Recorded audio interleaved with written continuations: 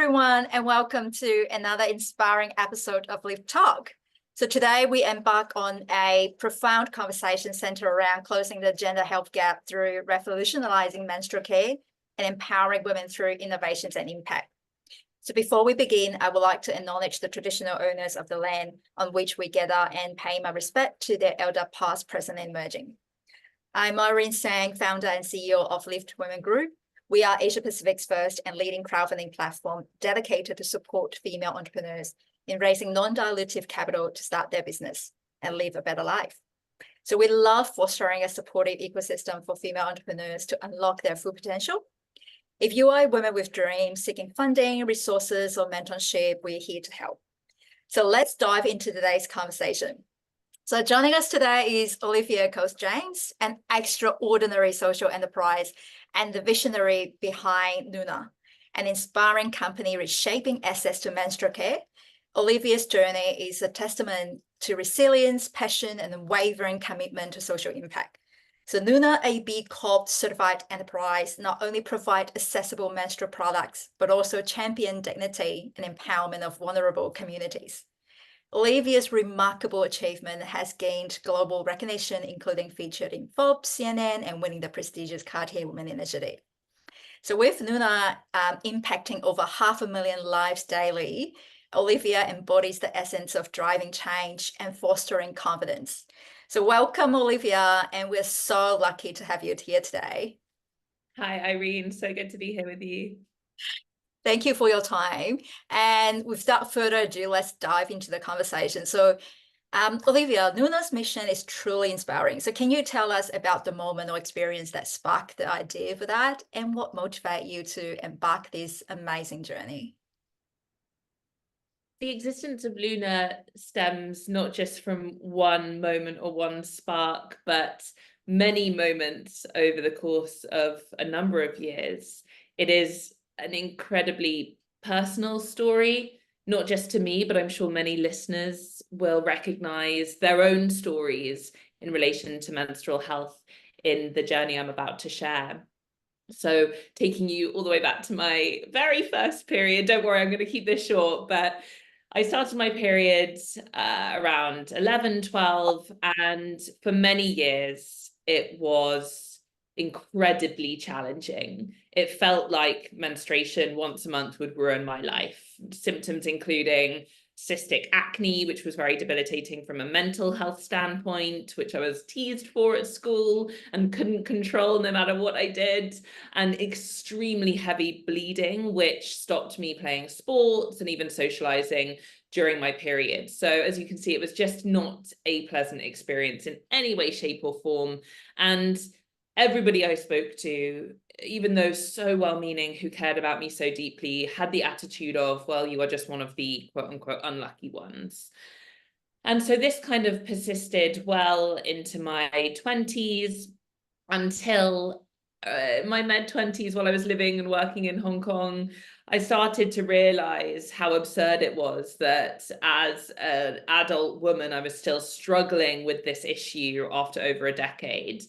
And so that realization started to weigh more heavily on my mind, and it sparked initially just casual conversations with other women around me, first in Hong Kong and then in Shanghai, where I moved for work in end of 2015. And it was in Shanghai that these conversations started to evolve more. I started using WeChat to advertise for strangers to come and talk to me after work or on the weekends to talk about periods. And lots of people thought I was really weird. I was that period girl to many people who saw these posts online.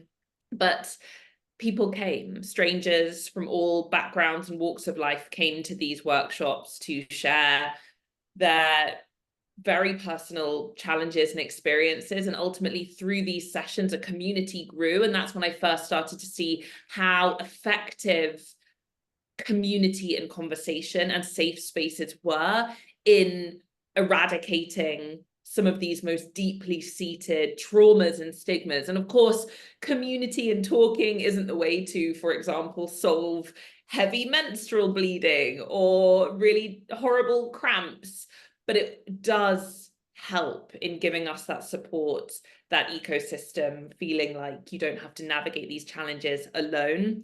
But still, as you can tell at this stage, I didn't necessarily see entrepreneurship as my journey. I didn't necessarily think that we would create a company with physical products.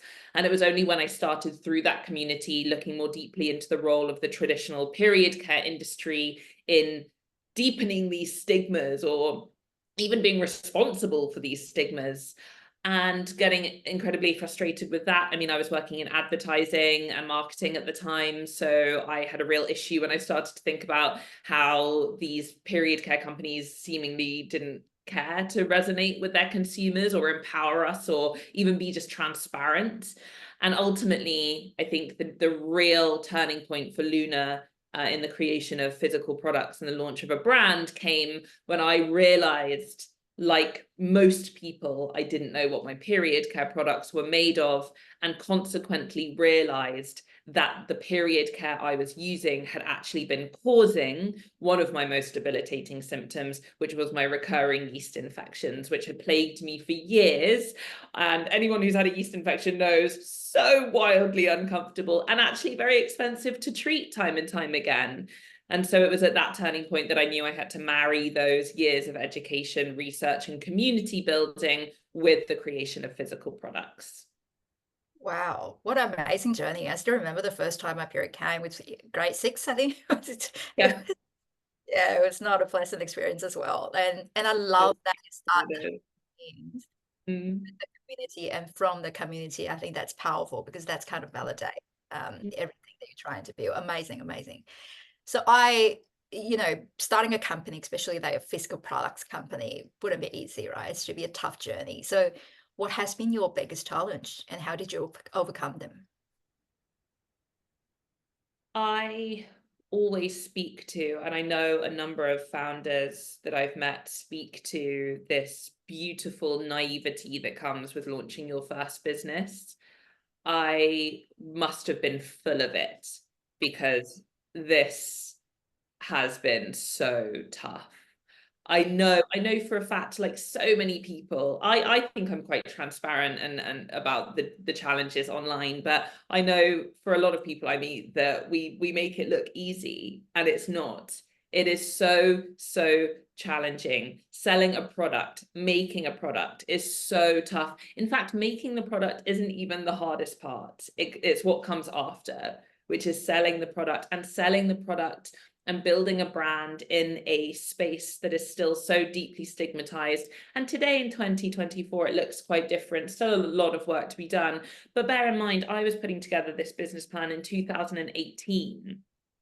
So I was meeting with investors and partners who totally balked at the word menstruation and wanted nothing to do with us, and couldn't wrap their head around the problem. They couldn't see past their own internalized stigmas to see the opportunity and see how problematic the status quo in this industry actually was and is to this day.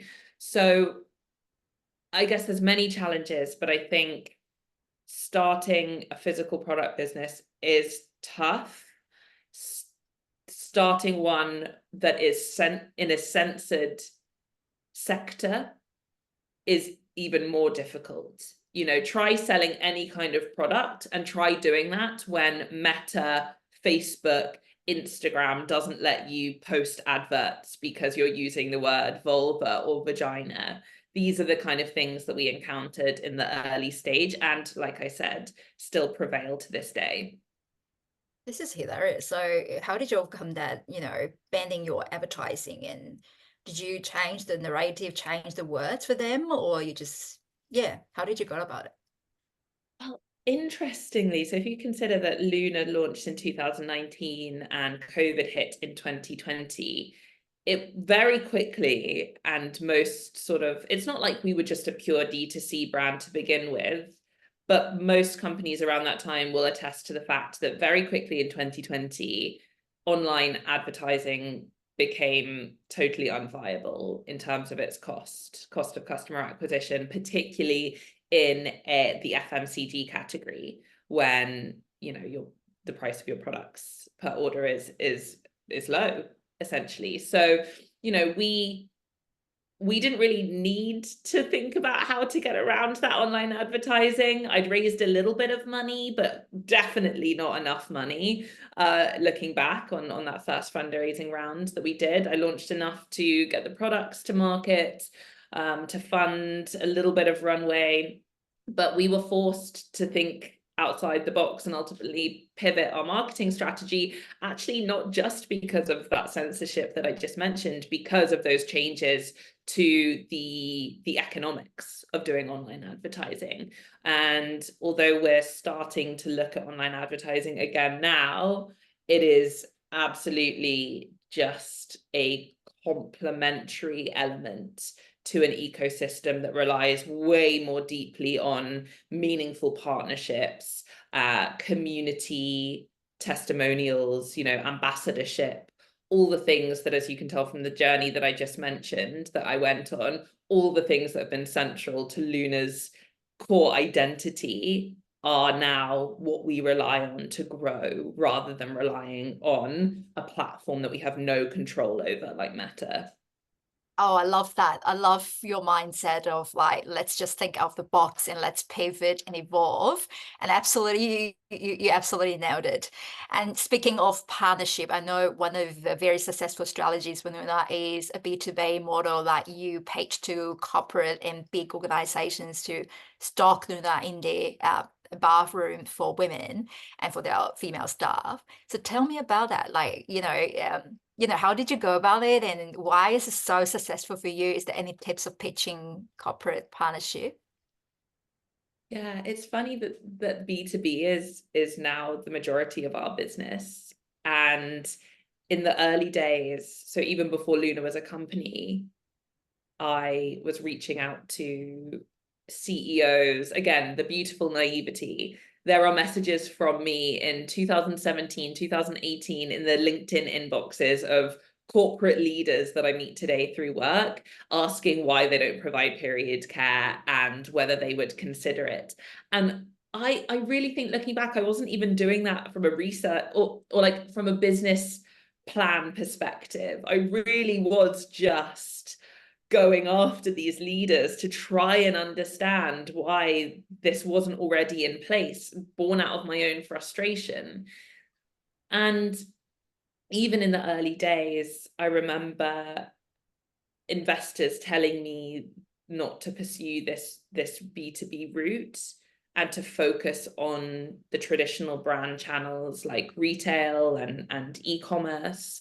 And I didn't listen to them, again, because I'll be honest, not because I believed that B2B could be our most successful channel, but again, just because I couldn't believe this wasn't in place already. So I continued to pursue those conversations, continued to possibly hound corporate leaders across mainland China, Hong Kong, Singapore, you know, dropping into their DMs to send them these messages.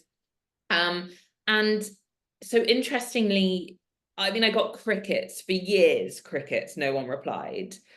But then I don't know how they did. One of the world's largest financial institutions, one day an email just hit my inbox and basically said, "We're looking to launch period care in our offices. Let's go."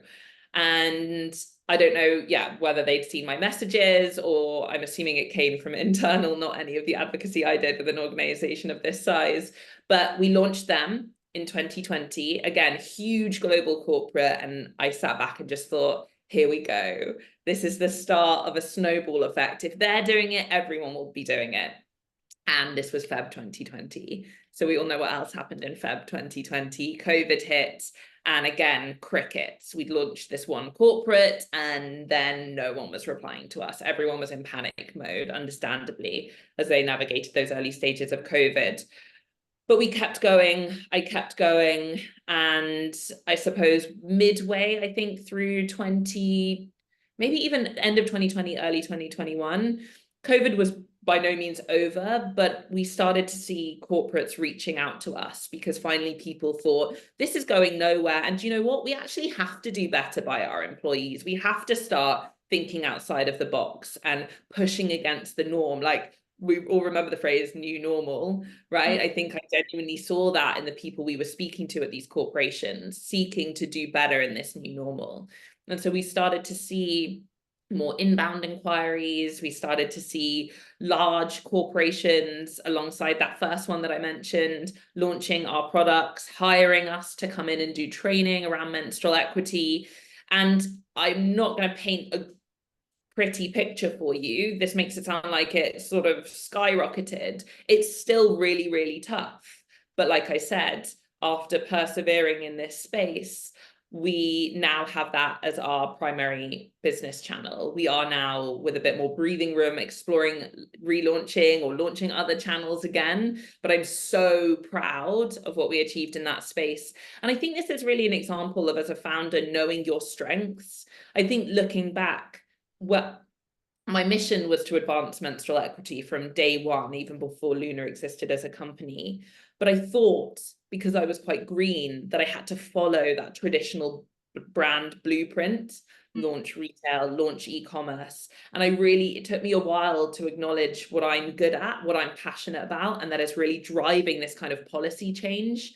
And I think that's, from that story I just told, it's testament to the fact that what I am good at, what I am passionate about, does lie within that particular area. And with enough perseverance, I think, if it's your strength and your passion, you'll be able to bring it to fruition. Yeah, I love that. And it's also back to what's your why? Like why you start before. So you talk about a lot of experience dealing with corporate, is why you're not doing this just doesn't make sense. So I think that's very inspiring, and always keep thinking out of the box. I loved it. Reflecting on this journey, is there anything you would do differently, or you would tell your younger Olivia, like, hey, let's, do something differently? So is there anything you would do that? So many things. So many things. But if I had to pick one, it would be age doesn't equal experience, or age doesn't equal wisdom, perhaps. And I like to emphasize that being a first-time founder, you really need to acknowledge the gaps in your knowledge. You cannot do this alone. It's ludicrous to think that you can. You need to identify the gaps in your knowledge and seek support. But I think looking back, I probably in the early days put way too much emphasis on people who had many more years of experience and slightly ignored my gut instinct and took their advice as gospel. And that's not the right way to move forward either. So to younger first-time founders, I would say, there's a balance, obviously, between appreciating what your knowledge gaps are, but don't necessarily see everybody with more experience as you as having the correct advice. This is very helpful. And speaking of funding, you mentioned about your, not very pleasant funding experience, especially when investors are mostly male and they don't really understand menstrual care. So tell us more about that, your fundraising experience. I think what I just said about age and experience doesn't equal wisdom is very relevant to my first fundraising round. I talk about this experience a lot, but essentially I got into a situation where I had a number of fantastic investors investing in my first round, who are investors to this day. But I did also have what turned out to be a very toxic cohort of investors in that first round that I very narrowly escaped moving forward with, to the extent that I pulled out of accepting their investment the day before signing the shareholders agreement. Not because I had buried my head in the sand necessarily, but because the day before signing that document, I was treated very, very poorly by one of those investors and was no longer able to ignore the red flags that I had ignored. Again, I think ignored because I hadn't trusted my gut, and I had trusted the fact that these individuals had a wealth of experience in this space, and therefore what they were telling me was clearly correct. And so I know it might be cliche advice, but I do want to emphasize to anybody listening that there is a situation that is way worse than not launching your business, and that is launching your business with the wrong investors. I mean, rejecting that investment delayed the launch of my company. It delayed the launch of me leaving my full-time job. It created chaos in so many ways. But I promise you now, LUÜNA wouldn't exist if I had moved forward with those investors. And I don't know what headspace I would have been in, and the mental health challenges I would have had to endure had I moved forward with those toxic investors. Wow, that's super insightful. Launching the business with the wrong investor is even worse than not launching your business. Wow, Absolutely. Absolutely. Imagine just every day being in a toxic relationship. No one wants that. No one wants that. And your business won't survive because you won't survive in many ways. I actually, yeah, so I've supported so many women, and I know that when we looking for capital, sometimes we just ignore red flags because we want that money so bad and to launch a business or to continue. I actually want us to get your insight on what kind of red flags people need to be aware, or us need to be aware of. Yeah. Some of mine felt really subtle at the time. Anyone listening now might think, wow, these sound very obvious, but it was comments that, like I said earlier, be humble, appreciate the gaps in your knowledge and experience. As a first-time founder, I never once claimed to know everything or be able to do everything.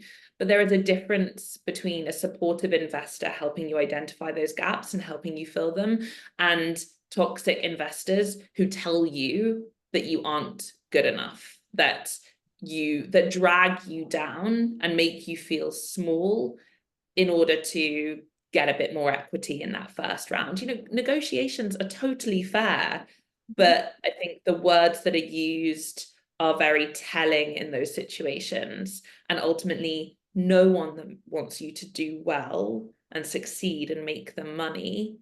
No one logical, at least, will take the approach of tearing your self-worth down to get you there. So just be aware of what are, I suppose, I'm talking very specifically about fundraising negotiations. Just be aware of that in those conversations. There is a difference, a big difference, but when you're in it, you might not be able to see it. Yeah, relate that.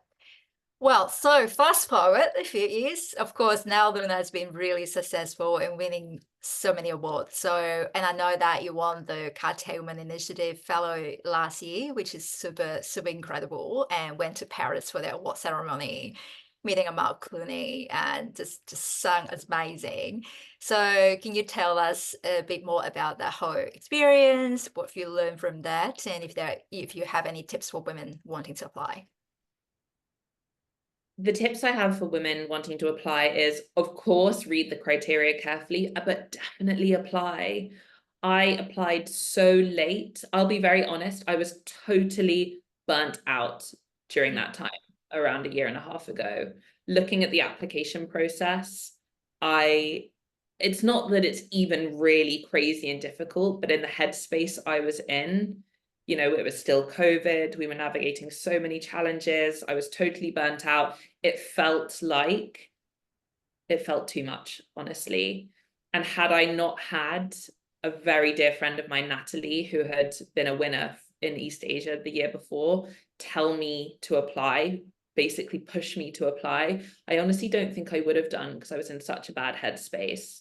So if you meet the criteria, but you have this nagging voice of, I'm not going to be able to do it, like this is a waste of time, apply. And I know this might sound like a poor consolation prize if you don't win. But I think the application process, it reminds me a little bit of the B Corp application process.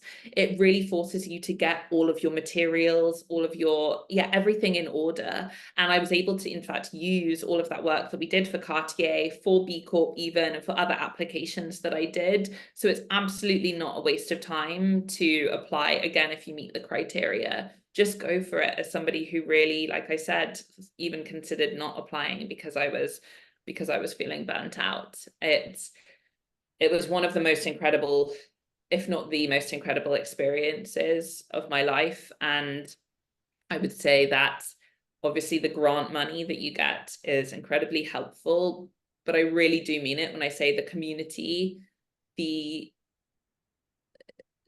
way the community alleviated my feelings of loneliness in what were a very challenging time. And I know I'm not the only person from that cohort who said it.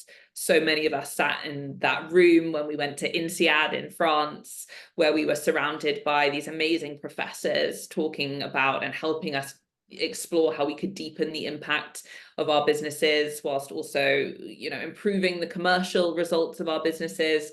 Sitting in that room with other entrepreneurs from around the world going through all the same challenges that you're going through, it makes me emotional even thinking about it now, because it was just the boost and the clarity I needed. And I never thought taking a week off work to go to an INSEAD course, I never thought that freaked me out, right? When we've got so much to do, even though my team is amazing, it freaked me out. But it is such a testament to the fact that giving yourself that mental space, giving yourself a break, investing in your own it's so valuable, and Cartier really facilitated that. But it's a lesson that I try, and I'm not very good at, I don't think, but it's a lesson that I've tried to apply more consistently in my life since then.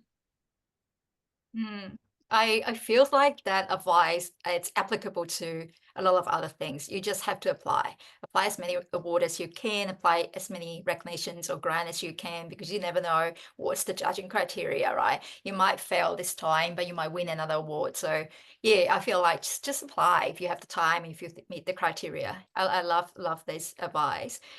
We still got a bit of time, so before we go to the rapid fire questions, I want to ask a bit about the B Corp, because you mentioned about LUÜNA actually applied for the B Corp. So why did you decide to go for that path? And tell us a bit about what it's B Corp, and if company wanted to do that, is there any advice around that? The reason we wanted to go for B Corp is, I mean, aside from obviously my passion being to advance gender equity and to advance menstrual equity, I am so passionate about the idea of social enterprise and creating this new norm, this new paradigm for what businesses are. It's something I've been learning more about, particularly sparked by my time at INSEAD with the Cartier Women's Initiative. But I think that B Corp as a vetting process for companies that have considered within their business operations, people, purpose, and planet, it is the best of the best, in my opinion, out there at this moment. And we wanted the certification, certainly, but I also wanted the vetting process. I wanted to see if we were truly there at the time. It's very challenging. It's very tough. Typically, I underestimated just how tough it was. I thought I hadn't, but I did. It was overwhelming at the time. I wish I'd delegated better at the time, asked my team for more support. That's totally on me. It doesn't have to be that way. So just prepare yourself. But like I said, for me, it was a question of, if we're not there yet, what do we need to get there? This isn't just about being able to slap the B Corp logo on our brand. I mean, in the markets in which we operate, the awareness of B Corp is actually still incredibly low. So people don't even really know what it means a lot of the time. But again, it was that framework for us to explore, to see where we're at. And I was delighted that we were able to pass. but lots of work to be done. I think B Corp, you know, you're vetted every few years. We didn't get 100%. I don't know if anyone gets 100%, but we didn't. And so it really is a challenge to improve those metrics over time. And how long takes you like from the beginning to get that B Corp? I wish I could remember specifically. I think we were chipping away at it for, it was over 6 months. Yeah. It's not too long though. But I reckon there will be a lot of work. It could have been closer to a year. I'm not sure. I'll have to go back. It was definitely over 6 months though. But a lot of work. But again, like I said, these application processes, not that they all perfectly overlap, but you should, if you're someone like in my position as founder or maybe COO, you know, you should use this first one that you do as an opportunity to get all your like ducks in a row, and make sure that you have all this material. It just makes all these application processes so much easier as you move forward. You might have to tweak them. You probably will be tweaking them for each application a little bit, but ultimately, you know, it's the first one that feels really overwhelming, and after that it should get easier. Yeah, amazing, amazing. Well, before we conclude, so every time we during the lift talk, we have a section called Quick Lift. So it's a rapid fire, 5 rapid fire questions that short answer, and just get some inspirations for the audience who's listening. Are you ready for that? I'm ready. Let's go. Let's go for it. So, what's the one piece of advice you would give to your younger self and other women who's trying to start? Can I use my answer from earlier? Don't Yeah. take age and experience as wisdom, and trust your gut. Love it. And can you share a book, podcast, or resources that has significantly influenced your entrepreneurial journey and mindset? Sorry, this isn't something listeners can go out and read immediately, but it's my mentors, the mentors that I've spent years finding and building relationships with. I couldn't do this without them. Oh, love it. And what's your one failed forward moment that has set you up for future success? My one failed forward moment. Wow, my mind's gone blank here. I had something prepared.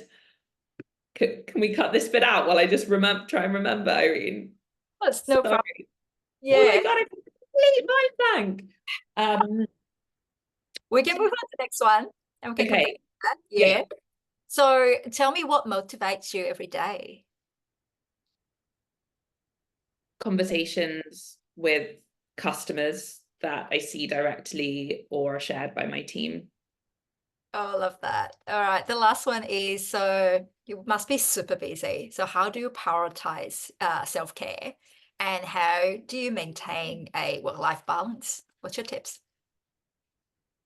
This is contrary to everything I advocate for, but it would be wrong to tell your listeners that I have a work-life balance all the time. I really don't. It's something I struggle with. I consistently find myself having said yes to too many things and having to immediately pull back and recalibrate. So I don't have a secret hack to achieving work-life balance, but I would say this: every now and then I will cancel a call or a meeting which feels so wrong when there's so much that you want to achieve. I will ask somebody transparently if they can delay because I just need some time for myself. And every time I do that, it's only when I really, really need to, but every time I do that, I am so pleased and proud of myself that I have, because I just know I really, really needed this time. Yeah, I love that. Yeah, the power of saying no. It's incredibly helpful. What do you like to do at your to wind down? Like what kind of things you like to do to relax? For anybody who's ever lived in Hong Kong, you will know that as much as having an incredible, beautiful city, the close proximity to nature is second to none. And honestly, it's walking. I never used to get much pleasure out of walking before I started LUÜNA, but it is ultimately walking through Hong Kong's nature trails is just what the doctor ordered when you're feeling burnt out. Yeah, I love it. I love it. So do you want to tell us about your fail forward moment? Failed forward. I do, but what? Irene, what's a good example of this? Oh, I'm trying yeah. to Wow. around failed forward. So the reason why we have that question is a lot Yeah, of people worry about don't want to talk about failure. yes, okay. Of failure, but Yeah. sometimes we feel like failure could be something's it's just a lesson, right? It doesn't define you, it's a lesson, and it could possibly bring something good in the future, open your door. One incredible example is our episode 1, we interview Who Gives a Crap co-founder Jahan, and he Yeah. tells us a very interesting fact is when they first tried to start Who's a Crap toilet paper, they launched a crowdfunding campaign. It was incredibly successful, but they initial mission and goal was actually to get attention from supermarket like Coles and Uber. The reason being is because at that time, back in that years, 99% of toilet paper was sold in supermarket. And at the end of the campaign, none of the supermarket reached out and nobody, kind of contact them. So they felt really badly in that. But then they pivot into selling online because they already have built an incredible community through the crowdfunding campaign. There are a lot of backers there. So they started to sell toilet paper online, which is very rare at that time for these necessities to sell to online. And they did it and they've been, incredibly Okay. successful brand. Okay. That has inspired me. I have mine. Do you want to re-ask the question for the recording? Yes. Okay. So what's your one fail forward moment that set you up for future success? Well, there are many, but one I can speak to is, again, as a first-time founder, my assumption that getting products into mainstream retailers would be the ticket to success. And I say this as a cautionary tale to anybody who's listening who thinks exactly as I did. So I spent a lot of time in the early days pursuing getting into big supermarkets. And amazingly, after many, many no's, in 2019, we closed one of the biggest supermarkets in Hong Kong. We're still there to this day, mind you, but let me tell you, for a small team, very small team with limited resources, that was not the way to go about things. It obviously got us brilliant credibility with the products as a new brand, but it absolutely sunk us in terms of resources. It was so challenging working with, I'm sorry if anyone from this retailer is listening, or retailers in general, because I've heard so many other podcasts that talk about this. They are so challenging to work with. You are the smallest consideration on their list of priorities as a new brand in many cases. We had stock issues. We were running around to all of these stores, checking whether products were even on the shelf. A lot of the time we weren't. We couldn't get answers from the retailer. We had announced online that we were in all these stores. We didn't know what stores we were in. The retailers would pay by check, which sometimes came months late, which is terrible, terrible practice, but also obviously terrible for a small company that's just launched, where cash flow is so sensitive, and getting that money in the bank when people say it's coming is so, so critical. So you can just imagine a small team running around to all these stores to do store checks, not having any time to do anything else to grow the business. That was absolutely one massive, massive learning for me. I guess it was a failure, right? Like, we didn't hit our sales targets that we set out to hit because, there were no products on the shelves in many cases, and we weren't able to focus on the other channels that we were launching at the time. So a cautionary tale to anybody that thinks mainstream retail is the ticket to success. Have the resources, prepare for the worst case. It's not easy. Oh, I love this answer. Great experience. Well, so thank you, Olivia, for sharing your remarkable journey with us. So insightful and very, very helpful. And so to our audience, your dedication to driving positive change is just truly inspiring. So stay tuned for our next episode of Live Talk, and where we continue to explore transformative story and amazing women leaders and empowering each other to reach new heights. So together we can create a world where every woman can thrive. So stay tuned, and thanks so much for your time today, Olivia, and sharing your journey with us. Thank you, Irene. Thank you.